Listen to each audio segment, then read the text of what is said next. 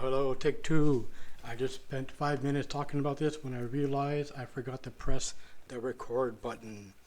Now, you saw me before cleaning, pinning these in the suds in the water in a tumbler, which I usually use for bullet casings. And what do you do when you find some suspicious coins? Well, you can weigh it.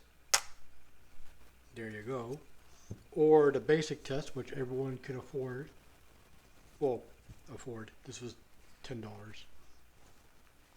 Save the battery. You know what I mean. If you don't have the famous Sigma test.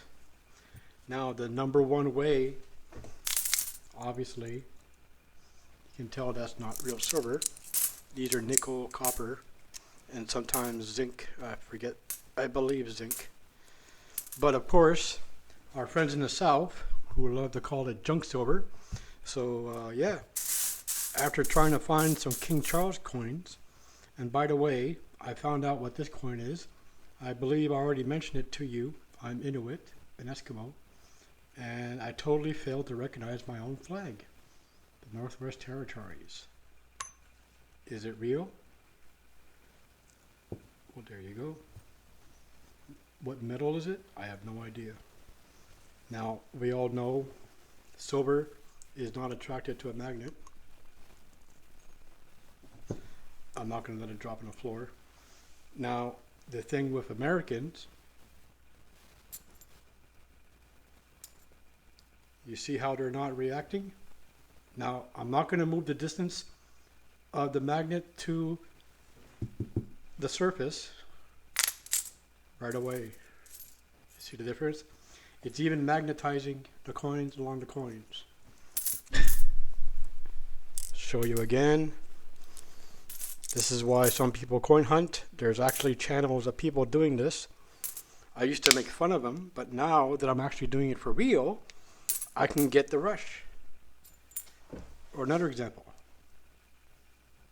See, there's a slight attraction, but it still falls off. So here is a good example of silver. 1981 $50, which is 50 cents. So this is a good example that this is worth more than 50 cents. Here, we already did those. Oh, this one's sticking a bit more. Nope. So yeah, I can get the rush. Even the lonely dime. Whereas a dime from my country, Canada, sticks right away.